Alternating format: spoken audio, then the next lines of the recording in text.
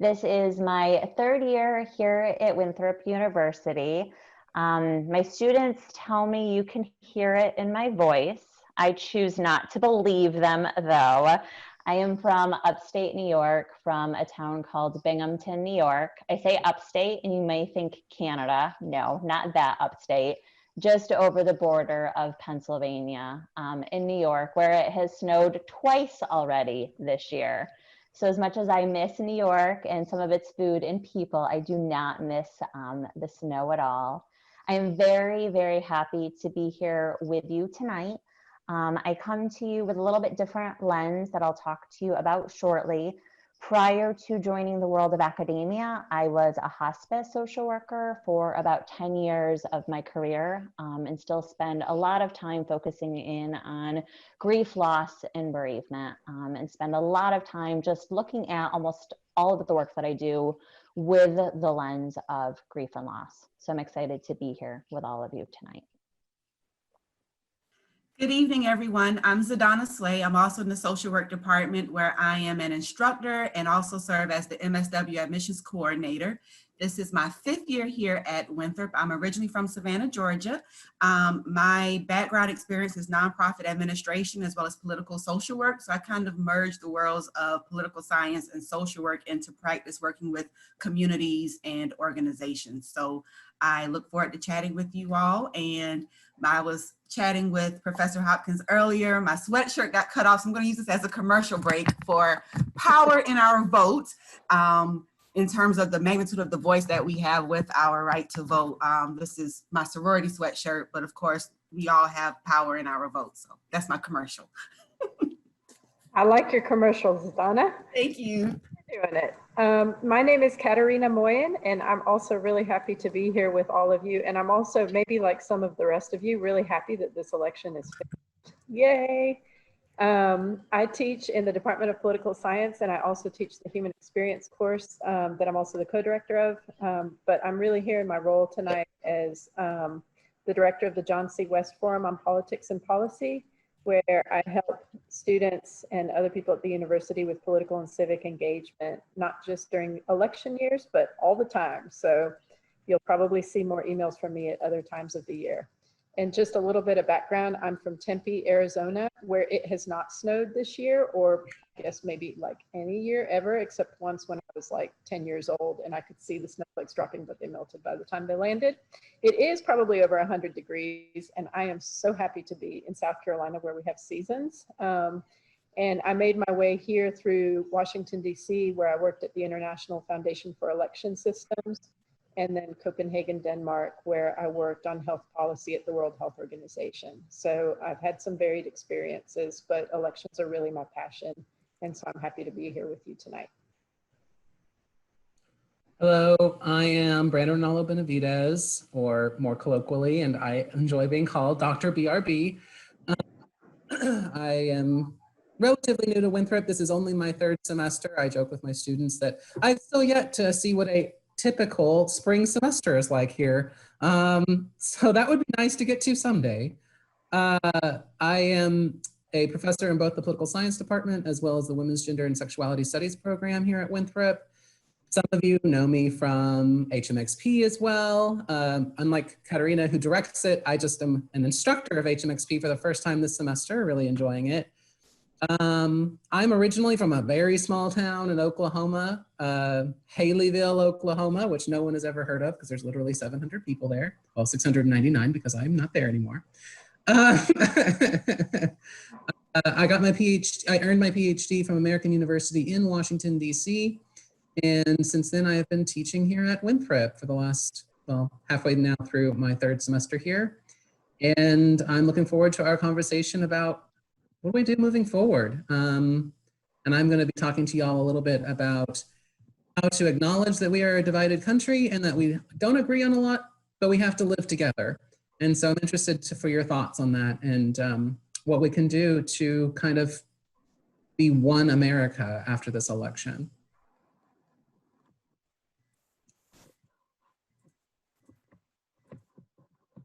So I'm going to move these slides forward as soon as Dr. BRB relinquishes authority. Oh, Lord. Oh, well, there you go, Donna. I think you have authority over him.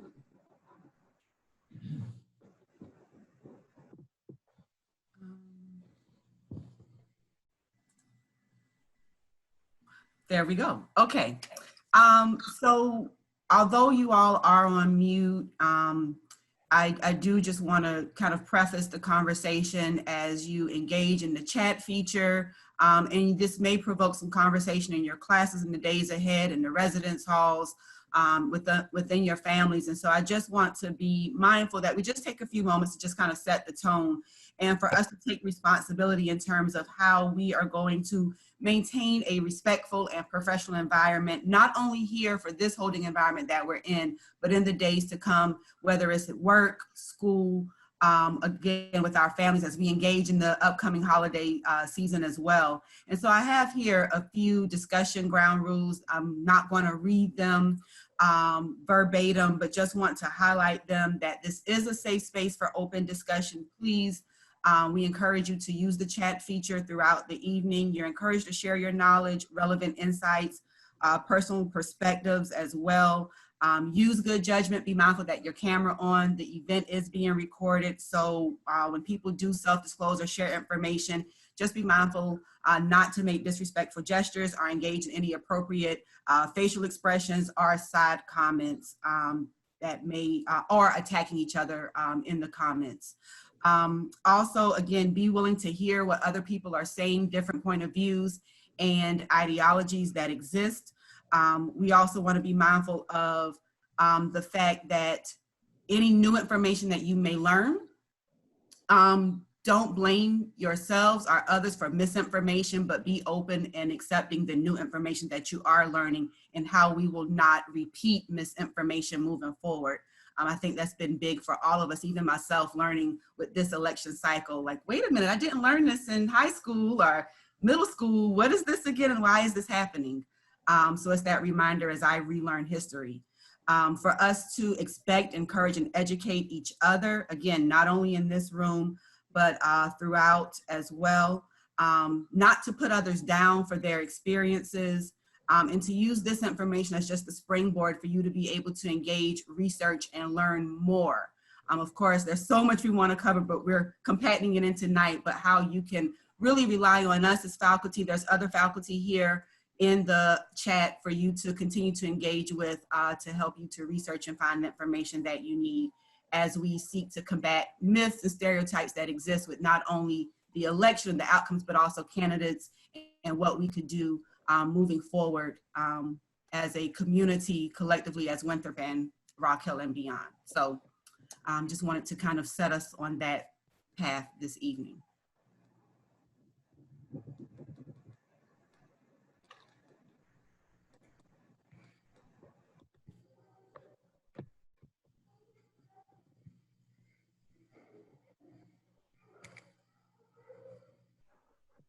And are you able to advance the screen? I think you've got the control. I gave it up. Let's see. There you go. Okay, here is where I come in. And those of you that I have taught before, you have seen this model a zillion times and you're like, Sarah, how are you bringing this up again? It wasn't my intention. We sat in on the meeting.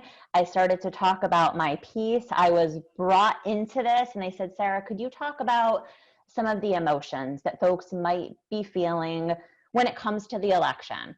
So I started, of course, to go to my favorite thing, as some of you know, J. William Worden's Tier Model of Grief, or otherwise known as the 4 Tasks of Mourning, and started to share what I wanted to share this evening.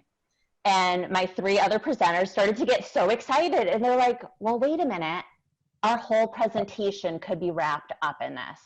So y'all, I'm sorry. I'm sorry if you've been with other presentations with me since March. We've talked about COVID through this model. We've talked about grief and loss through this model. We keep going back to this model because this model is so relevant for so many losses and emotions that we've been navigating as a nation, as a world since March. We can really apply this tier model of grief to the pandemic. We can apply it to the racial injustices. We can apply it to many things that are going on in life right now. And so we're going to take it tonight, not because of me, so don't blame me. We're going to take it tonight and we're going to apply it to the experiences that you yourself maybe have had, that others around you have had when it comes to the election that we're still navigating right now. And for those of you that don't know, this is Dr. J. William Worden. He is a fellow of the American Psychological Association from Harvard Medical School and Rosemead Graduate School of Psychology in California. And he wrote this model and said, this is typically, he uses this for people who are grieving. And again, it's known as the 4 tasks of mourning. The T stands to accept the reality of the loss. After you have a loss in your life, T, to work through it, to accept the reality. E is experiencing the pain or the emotions of the loss. A is adjusting to a new life without the person. And R is reinvesting in the new reality. So we're going to take this model tonight, and the 4 of us are each going to take a piece of this tier model and work through what's gone on with the election and use this model to really ground our conversation in our discussion this evening. So T, to accept the reality, which I don't know about all of you, but it almost feels like just an alternative reality. Like, where are we? What is reality?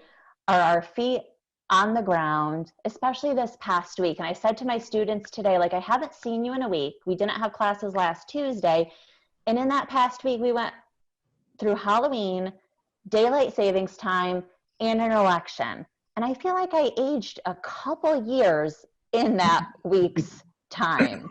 So Katerina's going to take it away and really talk to you about what is the reality that we're going through right now. Where are we and what's happening? It's confusing. My 7-year-old son wakes up every morning and the news is on and he's like, are we still voting? I don't understand. And I want to say to him, buddy, I don't understand either. So I know I'm certainly about to learn something with this presentation. Well, we are not still voting. So I know can tell that. you that. And I also want to add to your list of things we've done in the past week. I don't know about the rest of you, but I would say that last Wednesday was the mother of all hump days ever. Yes. I'm not sure that one person was able to pay attention to what they were supposed to be doing on Wednesday after the elections on Tuesday. So that was a week ago, believe it or not, that we all went through the election. Wednesday, we were waiting. Thursday, we were waiting. Friday, we were waiting. Saturday, the election was called, but we're still waiting. And that's a little bit of what this map is going to show you. But I want to preface it first by telling you the word of the night on the political science side is federalism. Federalism splits power at the federal level and at the state level. And federal power is the powers that are given to the federal government in the Constitution. And guess what, folks? Elections are not mentioned at all in the Constitution. So that means that elections are controlled by each of these little 50 states that you see before you on this map. So what happens in South Carolina does not necessarily happen in North Carolina, Georgia, or Washington State. Each state decides on their own how they're going to conduct their elections. You have states like Oregon, where pretty much everybody has voted absentee for a very long period of time. They get a ballot in the mail, they fill it out, and they send it back. And that's just the way that their elections are conducted. You move over to South Carolina, and if you voted this last time, you know that clearly that's not the way that we normally conduct elections.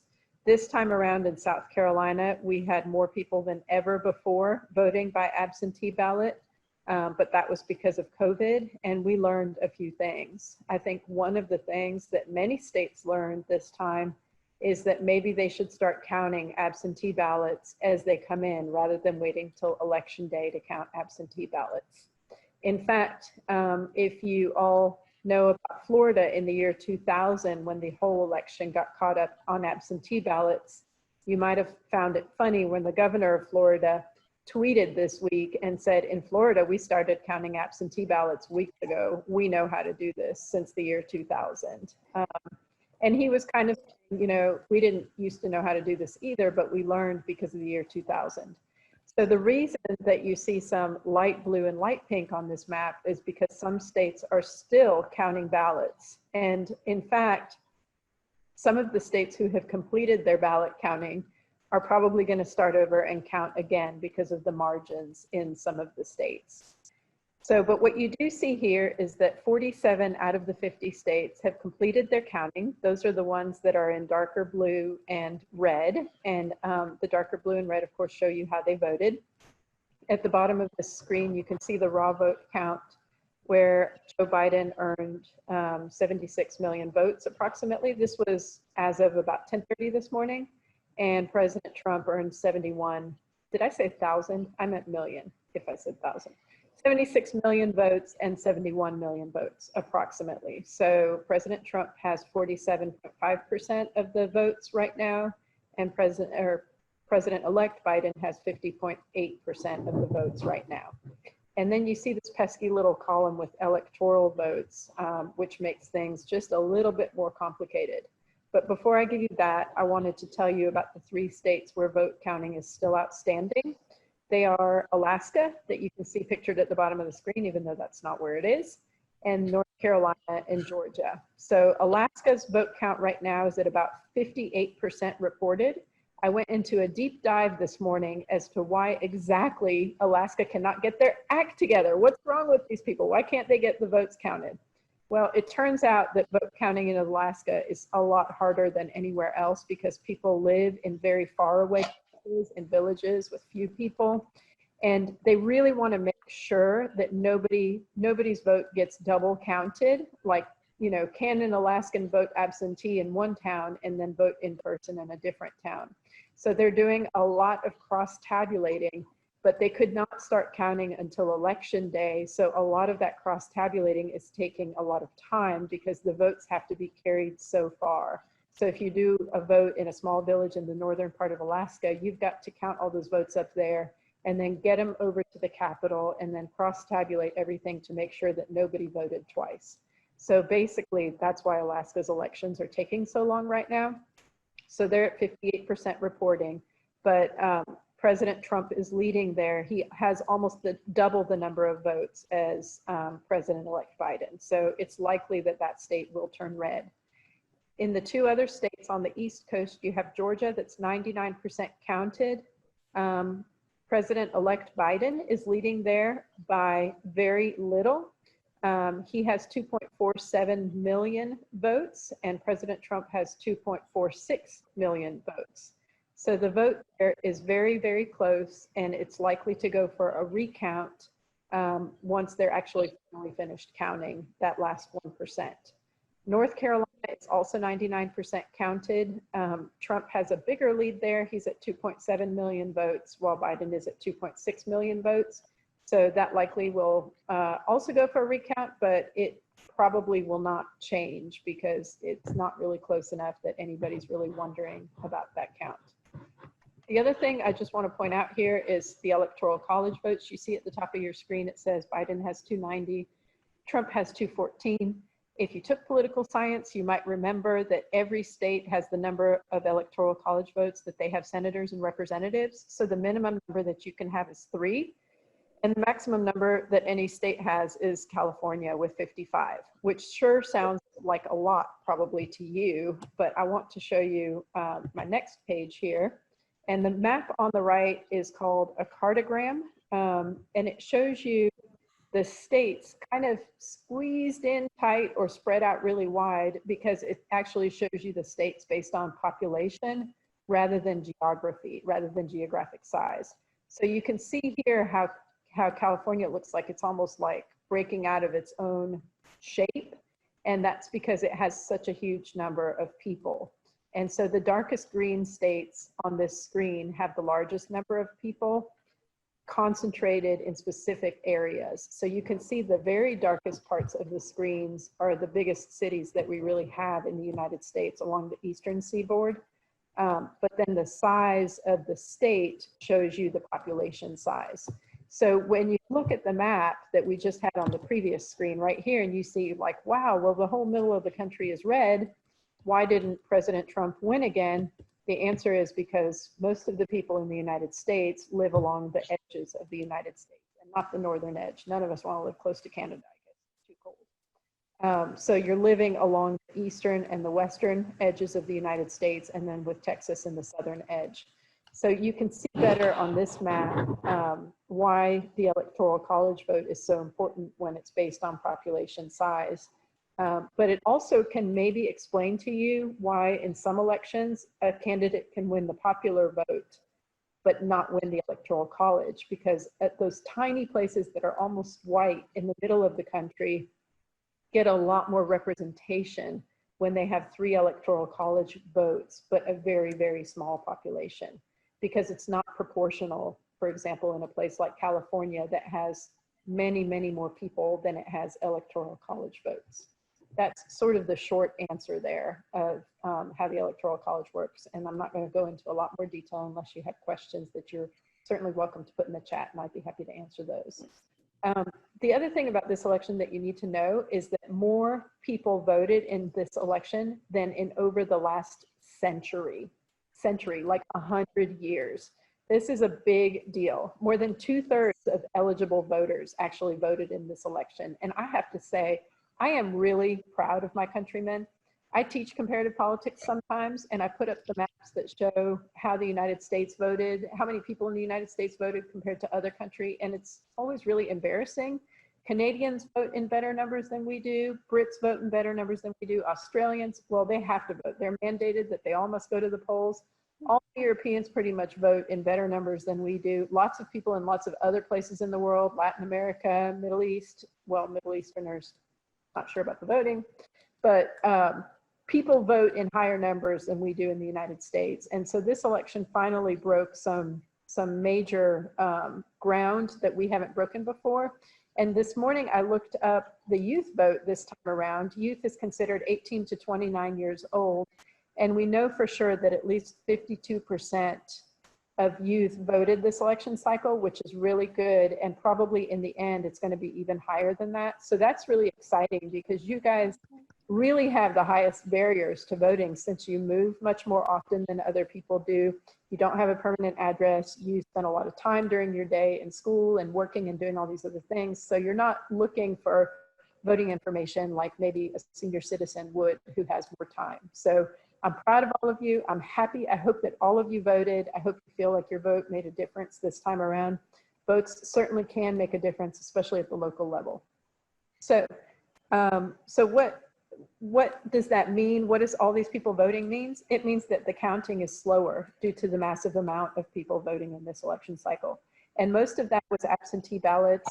And that's something that our voting folks are used to, but they're not used to in the massive numbers that they came in this year. So they needed to hire extra people, of course, with budget constraints and COVID. Sometimes they were hard to find. And it just meant that the process was much, much slower going. I actually went over to the York County Board of Elections the final day that they were counting ballots. And I can tell you what a tedious process. And boy, does it take a long time just to get those ballots counted. And then if there's any question, it ends up taking even longer. So, so that's what's happening in this election. That's why it took a little bit to get the results, but certainly the results are rolling in now. So what has been happening? Most of the counties have now reported on the results. We're still waiting for a few more, but the results are really starting to roll in. Normally at this time, the person who won would make a speech saying that they were looking forward to working across the aisle to make the country a better place, which did happen over the weekend. If you were watching the Clemson game, maybe you got interrupted in order to hear President-elect Biden's speech. The other thing that usually happens at this time, though, is that there's a concession speech by the person who lost the election. In this case, that would be President Trump. But at this point, President Trump is challenging the election results. He has filed lawsuits in 5 states: Arizona, Georgia, Michigan, Nevada, and Pennsylvania. Those are all states where he has lost the election. And so those results are going to need to be tabulated before, I guess, President Trump makes a concession speech and concedes that he lost the race. Just most recently, today, the Attorney General of the United States, Barr, who is a Trump appointee, told federal prosecutors, he told them on Monday that they were allowed to investigate specific allegations of voter fraud before the results of the elections are certified. This is something new. It hasn't been done in over 40 years. Normally, the Attorney General's office and prosecutors do not get involved in state level election questions. Why? Because of the word of the day. And do you remember what that word is? Yes. Federalism. Somebody's listening. So because of federalism. I've always been a good student. You get a gold star. So that's exactly right. So usually states adjudicate their own election issues. If there's any thought that there might be some fraud or votes that were not counted or something like that, those issues are really left to the states. So Attorney General Barr's announcement on Monday that the Justice Department, which is a federal agency, can get involved in any issues that are election related is highly, highly unusual. In fact, it's so unusual that the person who has been in charge of voter fraud in the Justice Department resigned over the Attorney General's statement. This is just highly unusual. The person's not a political appointee. They have been in that office for quite some time, but they said that they didn't feel that it was appropriate for the federal government to get involved in state level issues. So that's something that's not really typical, but it's something that will need to get resolved in the next several weeks because the election has to be certified by December 8th. So all of that will get resolved by December 8th. How will it get resolved? Well, mostly it's going to be resolved in local and state level court cases. More than likely, it will not make its way up to the Supreme Court. It'll get resolved at the state court level, which is 99.9% of the time. There's only one exception to that, where election issues get resolved at the state level courts.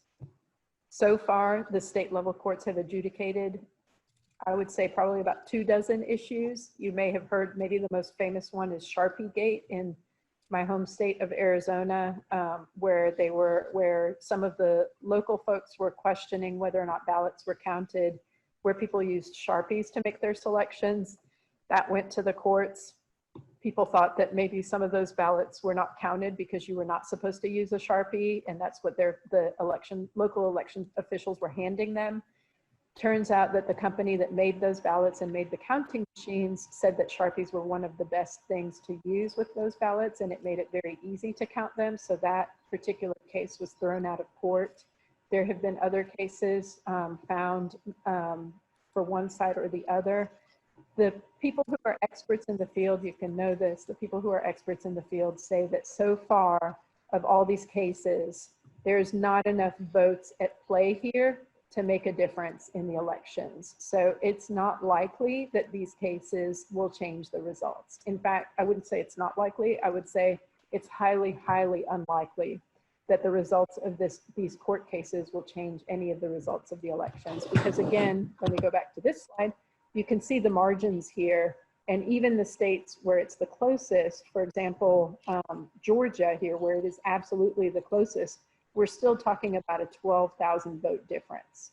So with the cases that are being brought forward right now are like 100 votes or 150 votes. So to get to that 12,000 level and beyond would be very, very difficult. So we'll see what happens in the future, but the likelihood of changing enough for the election to go the other way is very, very slim. And there are world dignitaries now who have congratulated President-elect Biden, and there are also senators and representatives, including 4 Republican senators, who have congratulated Biden. But all of them have said, and I think everybody agrees, that if there is egregious fraud going on, it should be investigated. The question is whether it should be investigated by the state government like it always has been in the past, or the federal government. That's the issue right now. If you're paying attention to the news, that's what they're talking about. And if somebody asks about them, just say federalism, and they can go look it up, and you'll be really smart about it. And you'll get a gold star. The final thing I wanted to say that you might want to know is that the Electoral College will come together on December 14th, and they will then implement the results of the state level results of the elections. So that means that they will vote. In South Carolina, we have 9 Electoral College votes. Our 9 appointed people, who are not elected officials, but they're people from the state who the governor appoints, will go to Washington, D.C., and our 9 people will cast their ballots for the Republican candidate for president, because that's who won in South Carolina. So, and we are here talking about the presidential elections, but I do want to point out that there were victories for the Republican Party down ballot underneath the presidential elections, particularly in the Senate and the House of Representatives, and many, many local races where there were lots of Republicans who won election or re-election. And it's likely that the Republicans will hold control of the Senate and that the House will remain in Democratic hands. So when we come back to school in January, we're going to be working under a new divided government where it'll be probably hard to get things done, but we're going to learn more about how to cope with all of that from our other speakers. So I am going to hand this over to the next letter, which is E, and to Sarah Hopkins. So we're going to switch gears a little bit, and we're going to talk about why I was invited to this presentation, because the history and the voting, and while policy and all of that is important, it is not my area of expertise. I got invited to this presentation because of the feelings. Those of you that know me, I am the feelings girl. This is where I come into play. This is where I lean in heavy. So I'm here to talk about E, experience the pain and the emotions. And like I said, I'm a big feeler, and last week was a heavy, heavy week. So we're going to talk about what last week might have felt like for you, and maybe what the last 4 years have felt like for you, and going forward, what it may feel like for you as well. As we talk about this, I want you to think about what it may feel like for people who also who voted differently than you as well, because there are a lot of emotions that are at play right now. Oh.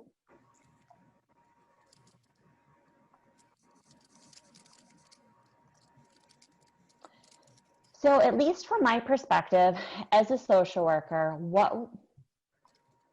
what I'm seeing a lot of in social media, in the divisiveness, what I'm seeing a lot of going on are the iceberg emotions. And what's going on a lot of times, what I'm seeing in social media, who is touching this? Okay, like who's touching the screen? What's going on? Okay, I'm here now. A lot of the back and forth, a lot of the emotions that people are displaying are what I like to call the iceberg feelings. The anger, the fear, the extreme emotions, those are the iceberg feelings, the feelings that are on the outside. But what's down below? What's underneath? What's causing people to act out angrily? What's causing people to attack one another? What's causing people to really be mean? What's causing people to act out in hate? What's causing people to be defensive? What's causing people to be on edge? And for those of you who have engaged in therapy, those of you who are going on to get social work degrees, those of you who are studying feelings in any way, shape, or form, you know what's really happening is there are deeper feelings underneath the water. And those deeper feelings, those feelings underneath that iceberg, those are the tough feelings. And typically we act out with those sharper feelings because the feelings underneath the water, those are feelings that are really, really scary feelings to feel. Those are the fear, those are the lack of the control, those are the feelings of vulnerability Those are the feelings of something's going to be taken away from me.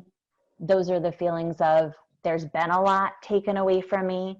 Those are the feelings of, okay, what does my family have to lose?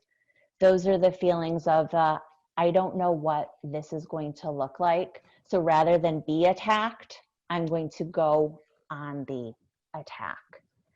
And from my assessment standpoint, that's what I've seen a lot of going on.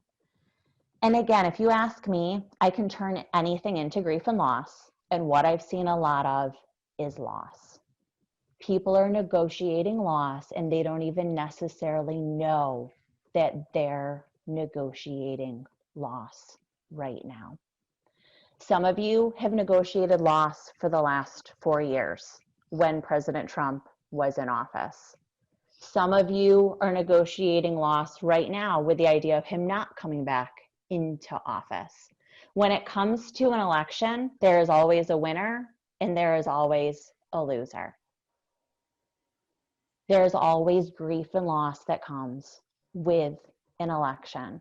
And you need to be aware of what those feelings of, oh, why does this keep going backwards? What are those feelings of grief that come into play with it? So some symptoms of grief you may have been feeling over the last few weeks. Can you go back one, Katerina? Did it gonna go back one? Some of the feelings of grief you may have been feeling over the last 4 years or over the last week are anger, guilt, sadness, helplessness. I mean, I know a big one for myself and a big one for a lot of people because of the pandemic, because of this online learning, and then throw an election on top of it, is this helplessness and this loss of control. So much that has been in our control has been so out of control. Dr. BRB joked about it. He hasn't had a normal spring semester since he's been here. The idea of the job that he's taking went completely out the window. Then throw this heightened election on top of it. Same thing for you as students. You know, fear, loneliness, anxiety. Anxiety for a lot of people is a really, really common emotion right now.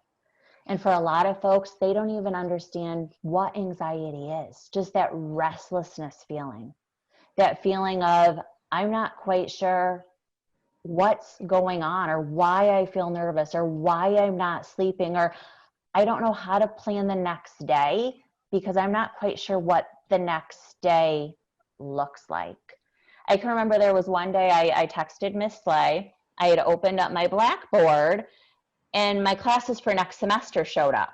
I was not ready to see my classes for next semester. I agreed to somehow teach 6 classes next semester, and I texted her and I said, why did you let me do this? And she said, I didn't let you do this. I said, I go from feeling like Superwoman, like I can conquer the world, to I just want to lie in bed and put the covers over my head. There was a morning last week, my husband texted me and said, are you going to get out of bed? I think it was like Thursday. And I said, no, I'll get out of bed when we have a president. Like until this election is called, I'll get out of bed. He's like, for real? I'm like, I don't know. I just feel like nothing is real right now. I don't know what I feel. Just everything feels so surreal. Those mood swings, that back and forth. Like, I don't know what's going on. These are all symptoms of grief. If you've ever lost someone, these are symptoms of grief. And you need to be very aware of that, because if you've had a significant loss in your life, all of this stuff might be triggering some of those symptoms of grief that you've had previously. So just be aware that some of that stuff may be coming up. And part of my presentation, we're gonna talk about support that's available, because right now is really the time to lean in for support and to say, you know what, I'm not doing okay. And I would say a lot of us right now aren't doing okay, and that's pretty normal right now. We have moments where we're like, yeah, this is okay, and then moments of what are we doing? What is going on? What is normal? Like, how are we, like, we're sitting and we're talking through this presentation on Zoom. Like, this is normal life right now. How did this happen? How did we get here? What are we doing? Yesterday, I went to go to the bathroom for my office.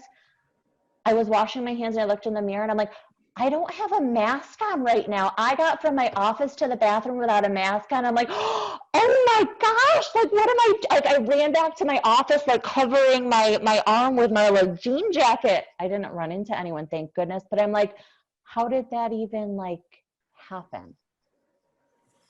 Difficulty in decision-making, inability to concentrate. How many of you with assignments, you're like, I don't know if I'm in class, if I'm out of class, what assignment is due, then throw this election on top of it. I don't know if it's Tuesday, if it's Wednesday, there's moments I still feel like I'm back in March 2020. Walking to class, realizing you left your mask in the car. Yes, like, yes, we're negotiating so much.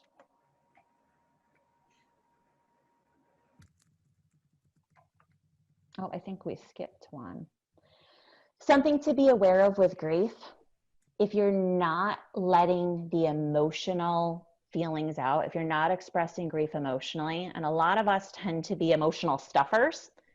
I don't want to cry. I don't want to talk about it. Sometimes emotions can be seen as weak, which I want to change. I want to change that narrative. Being vulnerable, and one of my favorite social workers, one of my favorite social work researchers, Brene Brown, talks a lot about shame and a lot about vulnerability. Being vulnerable and talking about how you're feeling is strong. Talk about how you're feeling. Saying you're not okay, saying you need help is being strong. Pulling up your bootstraps and keep going it alone and keep pretending to be okay, that is not strength. Eventually that's going to catch up to you. And in all my experience of working with people who are grieving, those who don't talk about the emotional side of it, their symptoms come out physically. Headaches, fatigue, shortness of breath, which a lot of these, look, they're symptoms of anxiety as well. Dry mouth, dizziness, that pounding heart, just the heaviness of body, sensitive skin, increased illness, tightness in the chest, throat, muscle weakness, and stomach ache. And you can have some of these physical symptoms alongside the emotional, but a lot of these physical tend to be a lot stronger if you don't let yourself talk about the emotions with it. And when talking about the emotions, it's figuring out who are your safe people? Who can you go to? Who can you be open and honest and raw with without judgment? Who are your people? Who's not going to try to change the way that you feel? Who's not going to put you back together? Not the, oh, you're okay, you know, just put yourself back together, dry your tears, go on. No, who's going to let you have the messy moment that you need to have? Feel the feelings, because you need to feel the feelings. You need to go through it. Feel the feelings and then continue on. And then when the feelings come up again, feel the feelings again and then go on. It's been a messy lot of months, and we still have more messy months ahead of us. And in all my experiences with grief and loss, you can't go around it. You have to go through it, because it will catch up with you. Something I really want you to think about when it comes to the elections, and I say elections because 2016 and 2020 is Maslow's hierarchy of needs. And again, if you've ever had me in class, I always go back to Maslow because it's basics for me. I stand in the front of the room with a triangle. Maslow, you've got to go back to Maslow. A lot of people will choose who they're voting for based on their own idea of their hierarchy of needs. And they will choose a candidate based on their personal hierarchy of needs. And I think what's happened, and Dr. BRB is going to get into this too, as he talks about that A and that adjustment and that divide that's happening, we need to start to understand what's important to other people in their hierarchy of needs. First, understanding what's important to us and what our hierarchy of needs are. We also need to look at privilege. We also need to look at intersectionality and how my hierarchy may look different than Dr. BRB's hierarchy, may look different than Professor Moyen's hierarchy, may look different than Professor Slay's hierarchy. So we may be all voting a little bit differently. It doesn't make my vote right and someone else's vote wrong. It makes them different because we're voting with different lenses because of what our needs are. So we really need to pay attention to where other people are coming from. And again, this goes back to those heightened emotions in the very beginning, those icebergs, the iceberg that I talked about. People are meeting each other with the tip of the iceberg, and explosions and volcanoes are happening because we're not understanding. We're not listening to understand. We're hearing to fight, and we're hearing to try to get our point across. So try to listen and try to understand where people are coming from with their hierarchy of needs, and try to understand yourself. Where are you at, and what do you need to protect in your own hierarchy of needs? And also be really, really mindful. And some of you have heard me talk about this with COVID presentations when it comes to grief and loss. There's a lot going around right now about COVID and having extra time and being home more often, that you should be, writing novels and getting new hobbies and doing all these things. All those things are up at self-actualization. We're living through a pandemic. Our basic needs are being messed with. You can't self-actualize when your basic needs are being messed with. So please let that go. Please remember your basic needs. Please remember to take care of yourself. Please remember to take care of your emotions, take care of your physical needs, express your emotions as they come out, and remember that self-care is essential. And I know Dr. BRB is going to talk about this a lot more, so I'm not going to get into a lot. But remember, self-care is not just massages, is not just bubble baths. It's not just, expensive things. Self-care is eating when you're hungry. Self-care is sleeping when you're tired. Self-care is, when you've been up all night and you're exhausted. Self-care is maybe emailing that professor and saying, I'm doing the best I can right now. I've been up working on this paper all night. I know it might be a deduction, but I'm going to turn this in tomorrow. Self-care is at the family Thanksgiving that's coming up when, Uncle Bob, who has a different political view than you do, who a conversation with him about politics is going to be really triggering, saying to Uncle Bob, I'm happy to see you, but I can't talk about politics with you. We can talk about anything else, but if we're going to talk about politics, I'm not going to sit next to you right now. Setting those boundaries. Self-care is protecting yourself, protecting your energy, and taking care of yourself. And remembering grief is not one and done. We're going to continue to go through this. As Professor Moyen said, there's still more to come with this election. Like, just because we think who won, we're not really going to know who won until December 14th. This isn't over. And then after that, there's an inauguration ahead of us. And then after that, there's a whole another year ahead of us. And then after that, we're still in this pandemic. And then after that, there's this whole first year, of a possible new presidency. And then after that, there's this. And then after that, there's this. Grief continues to come up. And again, we continue to grow and change through it. So be mindful of that. You can't just check the box. People love to say, well, Sarah came and talked to us about grief. I can check that box. I'm done with it. I keep saying I'm done with grief presentations in 2020. I'm over it. I've presented so much on grief and loss in 2020. I'm retiring in 2021. I wish, but no, grief and loss is going to be a continued part of the narrative. I encourage you to lean in, not away from it. Take care of yourselves. Different support. Remember, those of you here on campus, you are already paying for WU Health and Counseling Services. Lean into those services. Make an appointment. You do not need to be in a mental health struggle, an emotional struggle. You can set up an appointment. All of us right now have an adjustment disorder.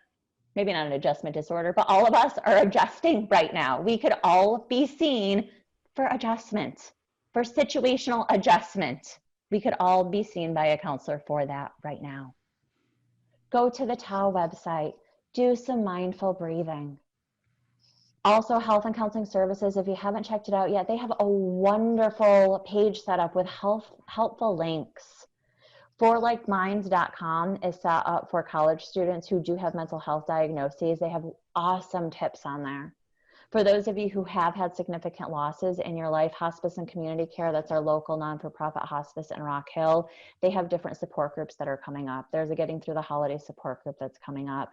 And certainly South Care Department of Mental Health is coming up as well. Oh, I went too far. Sorry, Brandon, let me go back and just one. Oh, I can't go back. And now Dr. BRB is going to take it away with the A. And Warden talked about A is typically adjusting to new life without the person. And right now we're adjusting to this new life with a changing presidency, with a change, you know, in the country. And what does that look like amongst all the divisiveness that's going on? And I saw a million chats going on while I was presenting that I could not get to, so I will try to respond to some of those while Dr. BRB is chatting. All right, great. I requested remote control, so I hope I have it now. Oh, I think I do. Perfect. Okay. So yeah, I saw a lot of really good chats going on. There were some questions about how the Electoral College works. Please bring those up during the Q&A at the end. I think we're going until 8. Okay. So please stick with us, stay engaged, get your cultural event credit. Remember your cameras have to stay on and you have to be actually looking at the camera. Yes, so adjusting to reality.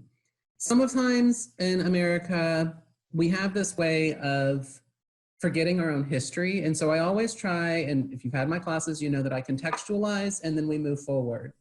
So yes, America is in a situation right now where it can feel like we're a deeply divided country, because we are. And I'm going to get into that. And I don't want to paper over that because I wouldn't be intellectually honest. But what I also want to reiterate is that this isn't new. American deliberative democracy, we've always had discord. We don't always agree with each other. And that has never, is someone messing with the slides?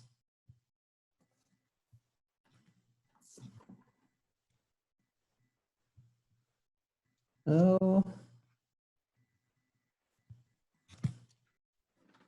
I don't know what is happening with the slides.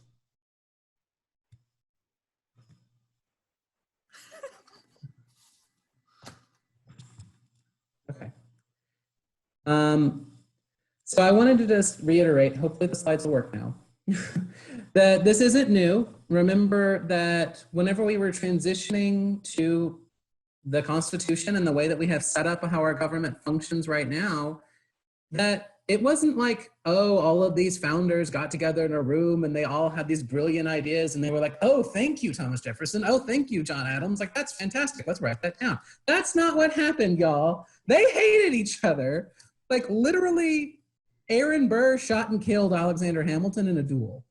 That happened, right? So, like, this isn't new. Having strong opinions and having strong beliefs that abut one another and sometimes are at loggerheads with one another, that's part of American deliberative democracy. But what we don't want is to devolve into violence, right? That's not what is the goal. That's not what we're doing. We don't need to fight another civil war. We've done that already. What we have to do is try to find a way to move forward in an America where we can have at least two. There's some evidence that there's growing sub-electorates where people are more divided than just two parties, but that's another conversation for another day. People fundamentally have different beliefs about what the vision for the future of America should be. and kind of not saying that that isn't true, because it is.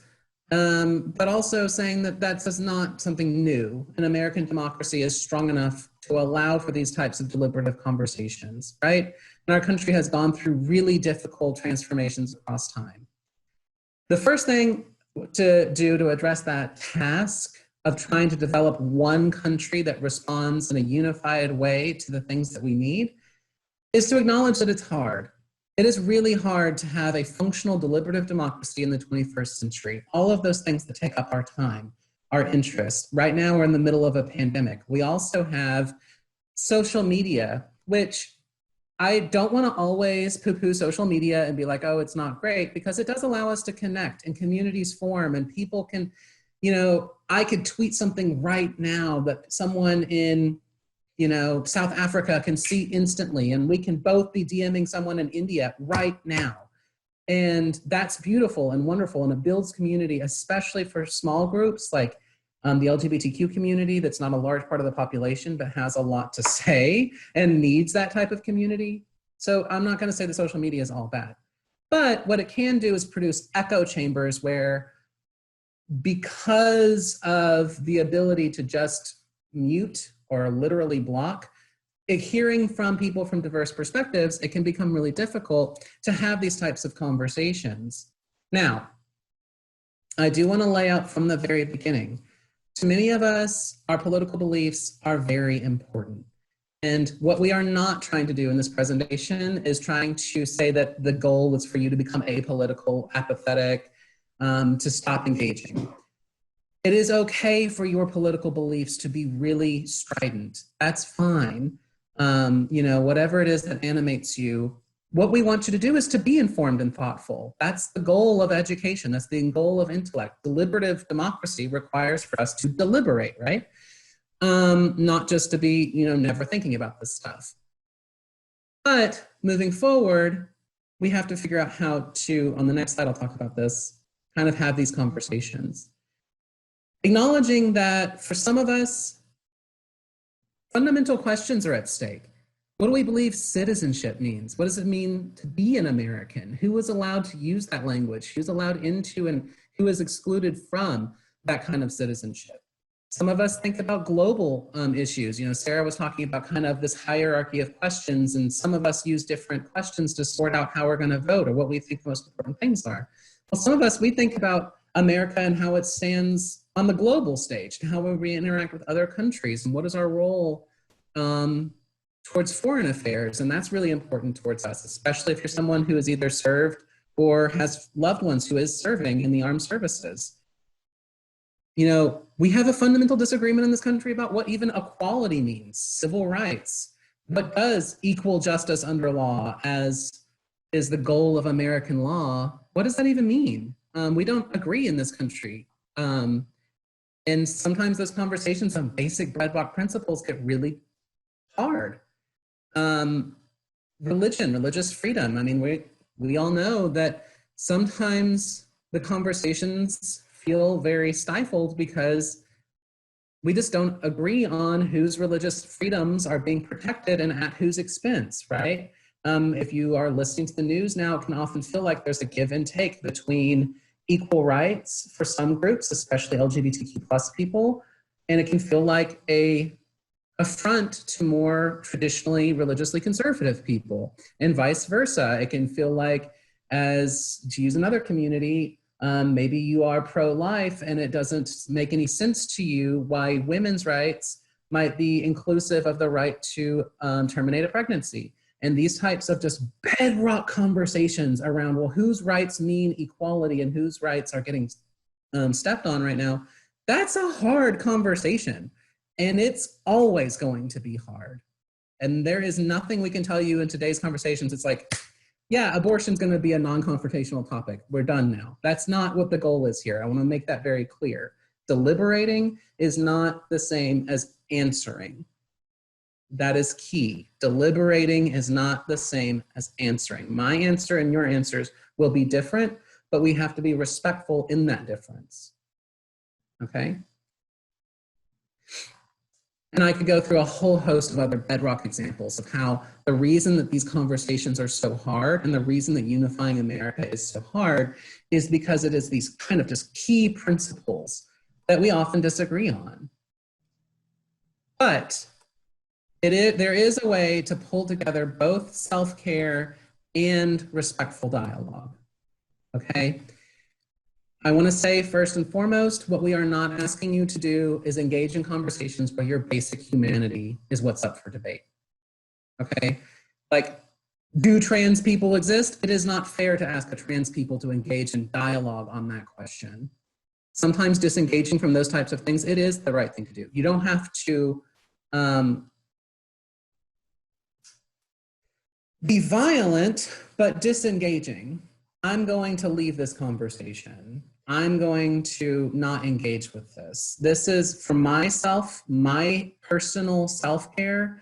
I am not going to sit here and explain to you whether or not I exist, because I do, and I'm just going to be done with it, okay? That said, we do have to adjust to a new partisan landscape in which we have to exist as one country and be able to speak with one another. The whole notion of a deliberative democracy like the one we have in the United States is that we all put forward our ideas, we try as best as we can to listen and to deliberate and to have civil discourse. Now, one key way to do this, and what I would advocate for, is if you're going to try to engage in political conversations, please use person-first language. Accusations, ad hominem attacks, you're disgusting, you're terrible, those types of things are unhelpful.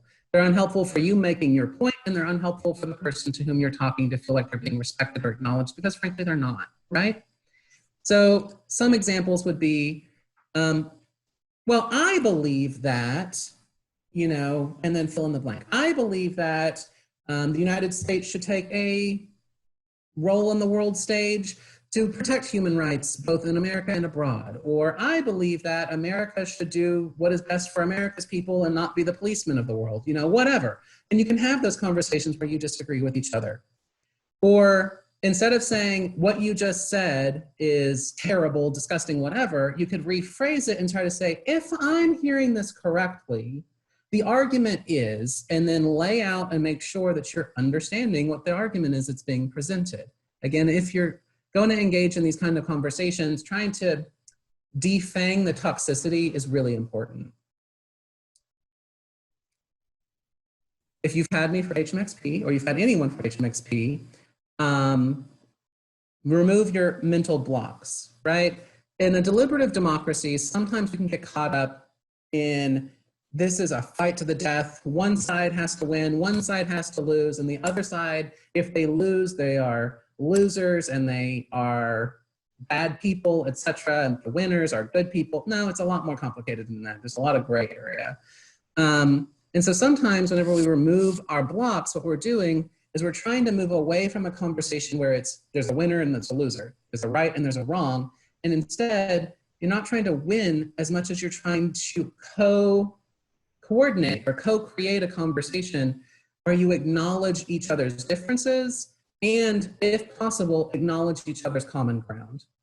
We both believe that the future of America should be predicated on no one is treated with violence. Let's move from that common ground. We both believe that the future of America should be predicated on opportunities for success, equality, whatever it is that you can find that you can agree on, and then say, I understand.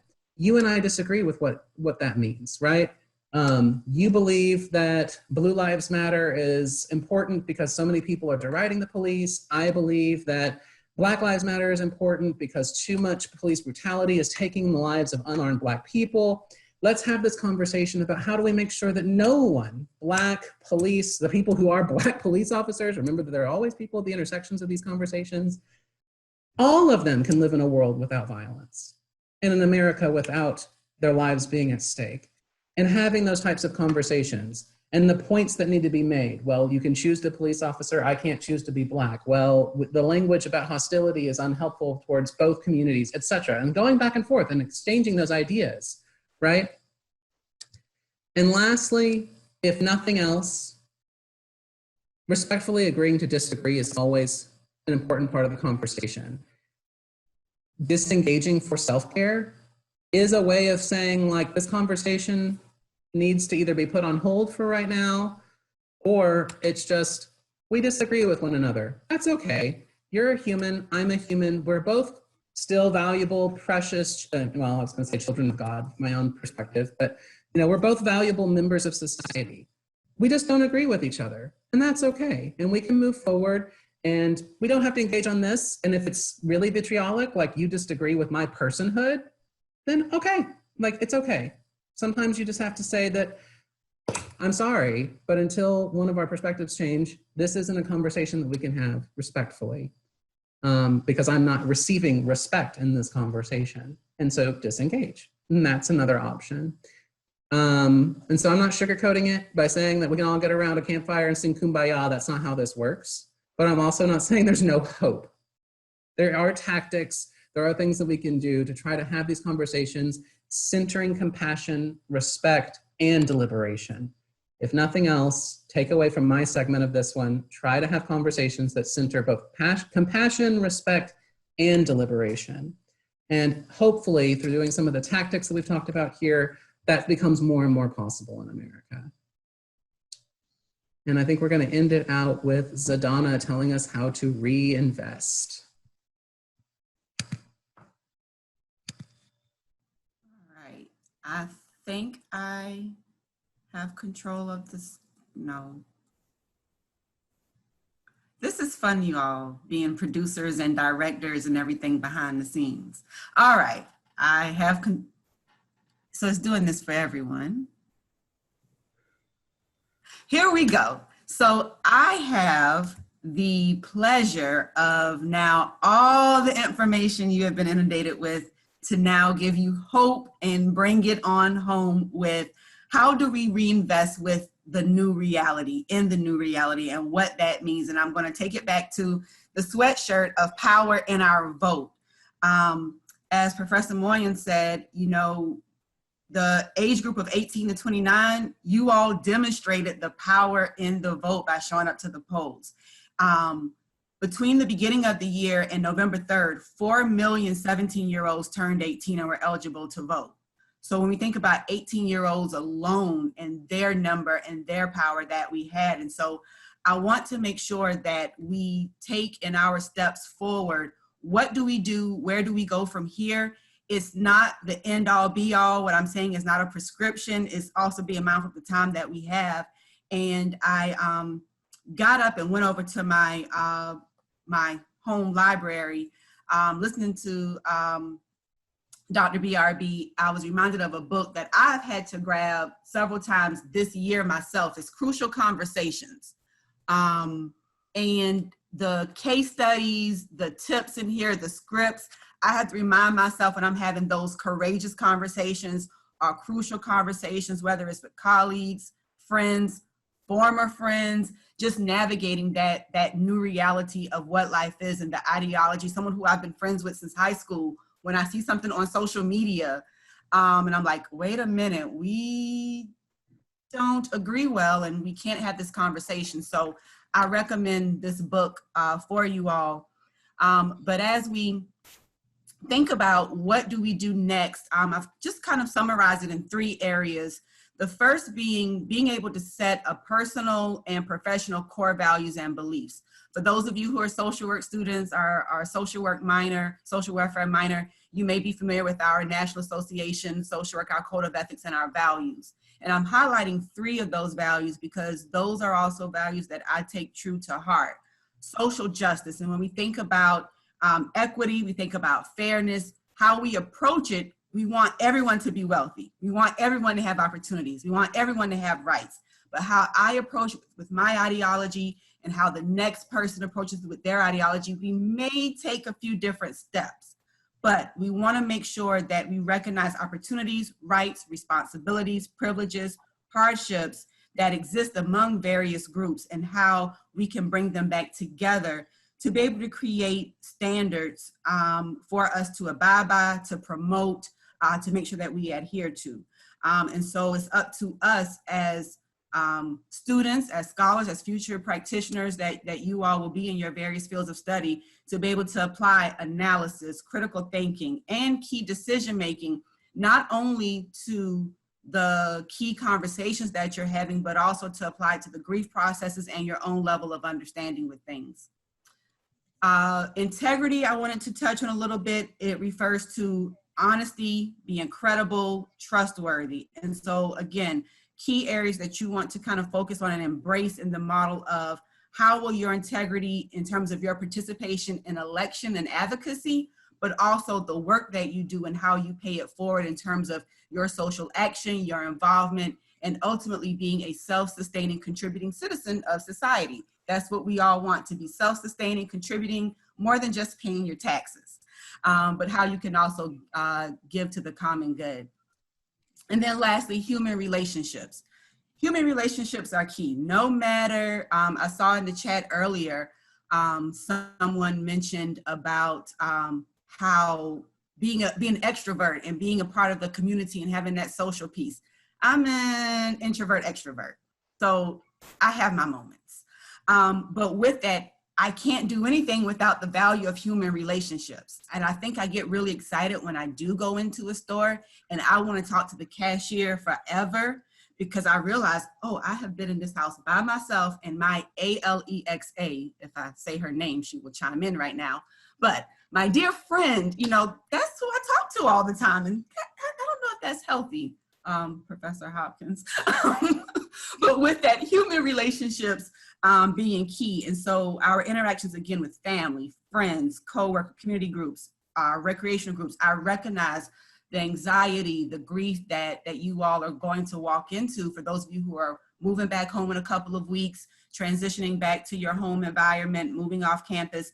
And so what can we do to be able to foster collaborative relationships, have meaningful conversations, develop an understanding, while we recognize we may not agree with every word and every action, but we find some level of ability to promote positive human relationships. So whatever your core values and beliefs are, those are just some examples. Adopt that and stay true to that, and allow that who you are as an individual also exude to who you are as a professional. Staying involved. Yes, our part in the election is over with, unless any of you are registered voters in Georgia. If you are in Georgia, I am from Georgia. I'm a Savannah girl through and through. So if you are a Georgia registered voter, you are not finished. But everyone else, you are finished. And so with that, you can still be involved. You can still be active and engaged. And so now is not the time to quit. How do you stay engaged? Continue to promote voter engagement, education. When you turn 17 and a half, it varies by state, go ahead and register to vote. As it applies in your state, register, update your voter registration status. If you need to say, well, hey, I voted back at home. It was such a hassle to get back home. I want to go ahead and update to Rock Hill. I'm going to be here for the next 3 years, 4 years, what have you. Go ahead and update so you could be ready for the next election, and encourage 5 friends to do so, or family members. Before the pandemic, I was known for going around passing out. Matter of fact, beginning of the year, I mailed out postcards. It was Happy New Year postcards, but a part of it was, don't forget to check your voter registration. Don't forget to check your status. It's an important year. So my friends and family know that I'm that person. But in addition to verifying your status, provide your friends and family with that information. If you don't know where to go, SC Votes in the state of South Carolina. There's I Will Vote that will take you to your direct site, your direct state, to be able to find that information, but continue to encourage that activity and engagement.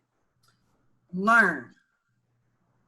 To a degree, you will probably just overwhelmed with information about where to vote, when to vote, how to vote, mail-in, absentee, electoral, keyword of the night, federalism. So now take some time to dissect it. I know you're also thinking, well, when am I going to have the time to do that? I get it. But you are a registered voter, and it is with hope that you will be voting henceforth and forevermore. And so with that, just take a little bit each day. I'm a podcast girl. I like to find a little podcast that I could listen to in a little 30-minute where I could get a little deep dive. I follow the reputable, verified sites on social media, so I get that image. Oh, I didn't know that. Oh, look at that statistic. And so that helps me. So continue that piece of learning.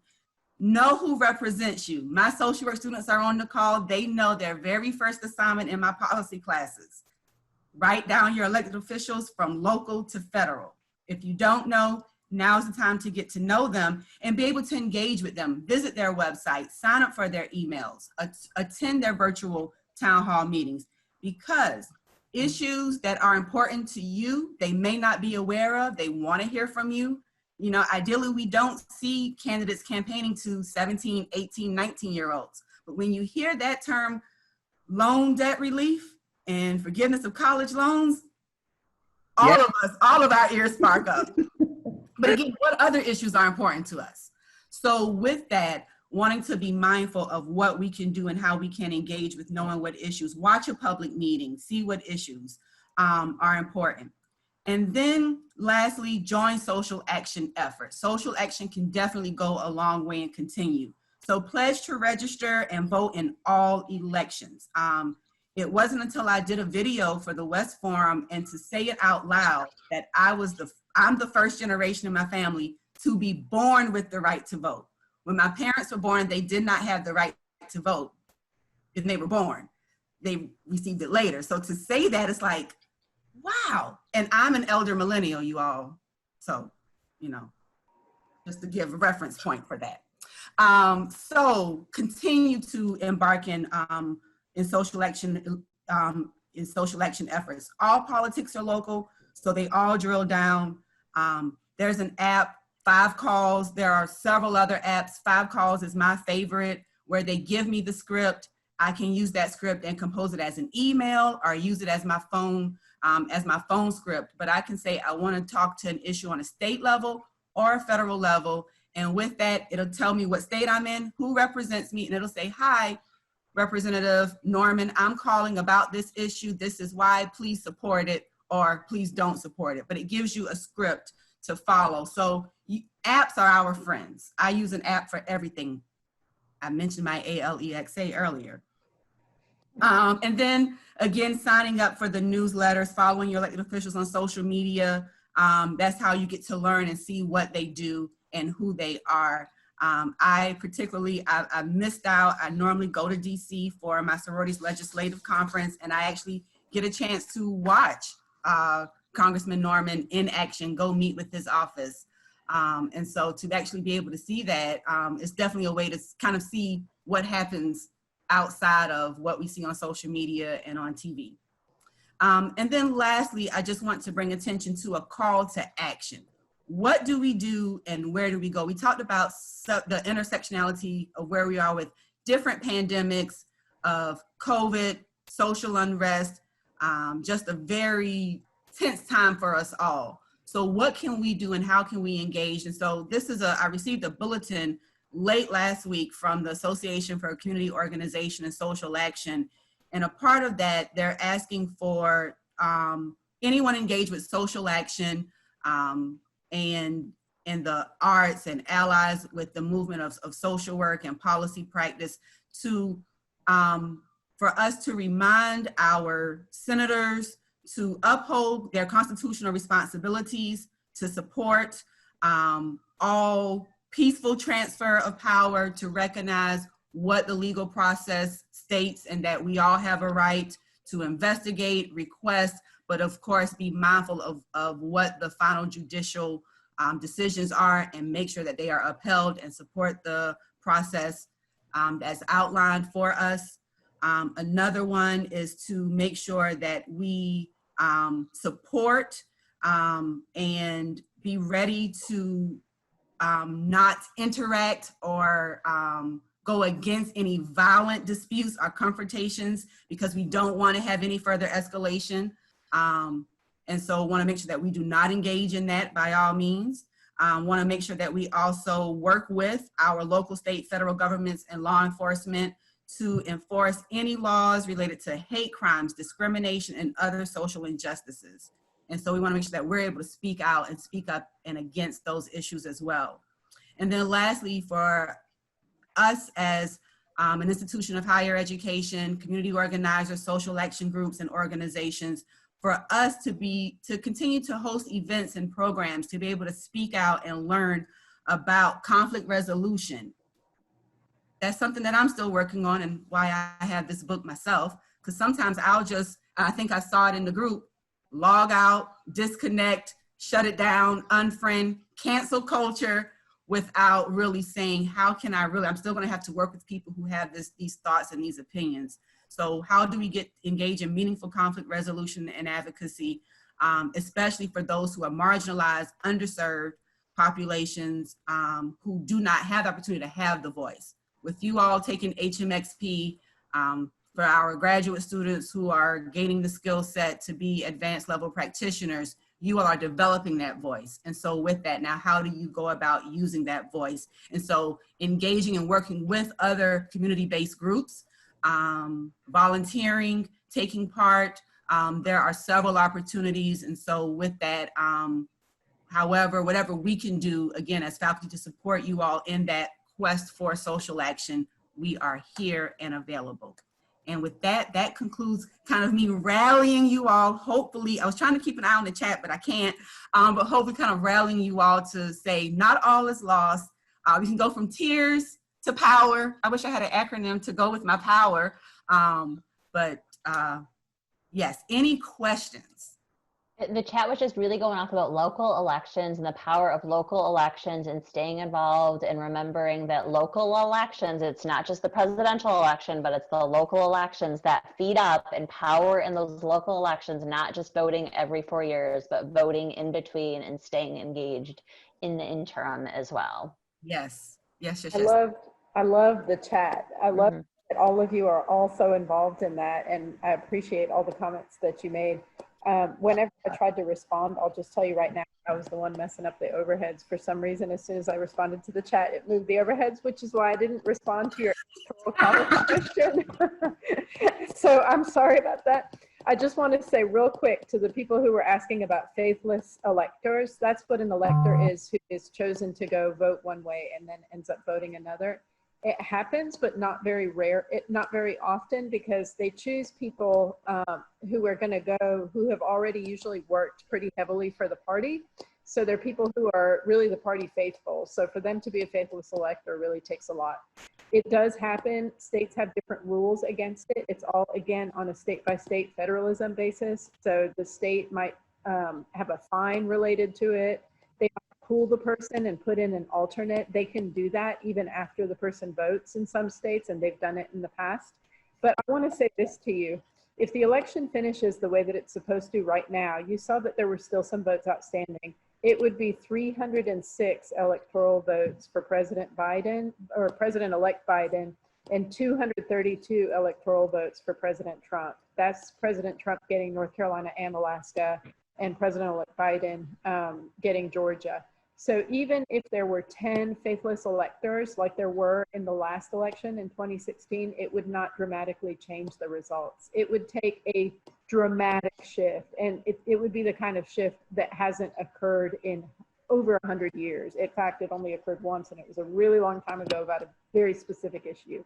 So I wouldn't even think about that as something that could change the results of the election if the end result is 306 to 232. It happens. There will be a few of them, but it shouldn't change the result of the election. So I did want to answer that question. And if others have other things that they wanted to add based on what students were putting into the chat, I'll let you do it. A student asked twice, and I'm not sure the answer to it. I'm sure you all know. Can we find out our local, or can we find out our electors?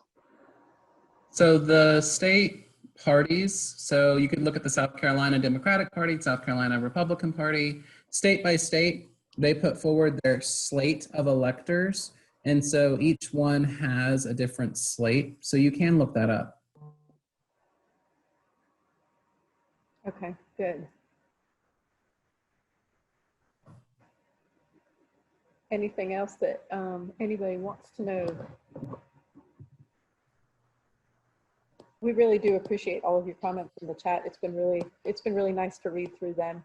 And thank all my co-presenters who did an amazing job. I actually kind of walked away feeling energized from Professor Slay's conversation there at the end, which is pretty surprising given that I really just want to crawl under a rock and wait for all the election stuff to be over to start thinking about the next election cycle, and to read student comments about how important it's going to be is something special to be saying on the Tuesday after the election. So thank you for all of the energy that you've given to that conversation.